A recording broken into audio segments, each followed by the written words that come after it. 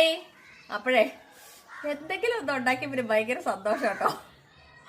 ഇത് നമ്മുടെ തേൻനെല്ലിക്കയുടെ ചെറിയ ബോട്ടിൽസ് ആണ്, 250 ബോട്ടിൽസ് ആട്ടോ നമ്മൾ ആദ്യം ഉണ്ടാക്കിയത്.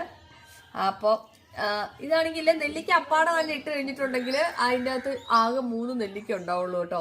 അപ്പം ഞാൻ എന്ത് ചെയ്തു എന്നറിയാമോ, ഇതിൻ്റെ ഇതുണ്ടോ കാണാമോ, നെല്ലിക്കയുടെ പീസസ് ആക്കിയിട്ട് അടത്തിയിട്ട് കുരുവെല്ലാം കളഞ്ഞിട്ട് ചെറിയ ചെറിയ പീസാക്കിയിട്ട് നെല്ലിക്ക തേനിലിട്ട് വെച്ചു കേട്ടോ. ഇതുണ്ടോ, അപ്പം ഇതുണ്ടോ ഇങ്ങനെ കാണാമായിരിക്കും അല്ലേ. ഇത് സീൽ ചെയ്ത് വെച്ചേക്കുന്നതും കൊണ്ട് അല്ലാതെ കാണത്തില്ല. ഇതുണ്ട് നന്നായിട്ട് അതിൻ്റെ ഉള്ളിൽ സോക്കായിട്ട് നമുക്ക് ഓരോരോ പീസായിട്ട് എടുത്ത് കഴിക്കാം. അങ്ങനെ ചെയ്തിട്ടുണ്ട് കേട്ടോ. അപ്പം നമ്മുടെ അടിപൊളി തേൻ നെല്ലിക്ക റെഡി ആയിട്ടുണ്ട്. തേൻ നെല്ലിക്ക എന്ന് വെച്ചാൽ തേനി തന്നെ ഇട്ട നെല്ലിക്ക കേട്ടോ. അതെന്താ പറയാൻ കാരണം എന്ന് വെച്ചാൽ ശരിക്കും നമുക്ക് തേൻ നെല്ലിക്ക എന്ന് പറഞ്ഞ് കിട്ടുന്ന നെല്ലിക്കയും തേനുമായിട്ട് ഒരു ബന്ധമില്ല കേട്ടോ. എപ്പോഴും നമുക്ക് ഷുഗർ സിറപ്പിലോ അല്ലെങ്കിൽ ശർക്കരയിലോ ഇട്ടിട്ടാണ് നമുക്ക് തേൻ നെല്ലിക്ക അവൈലബിൾ ആയിട്ടുള്ളത്. പക്ഷെ ട്രഡീഷണൽ രീതിയിൽ തേൻ നെല്ലിക്ക എന്ന് പറഞ്ഞാൽ നെല്ലിക്ക തേനിൻ്റെ അകത്തിട്ടാണ് തേൻ നെല്ലിക്ക കേട്ടോ.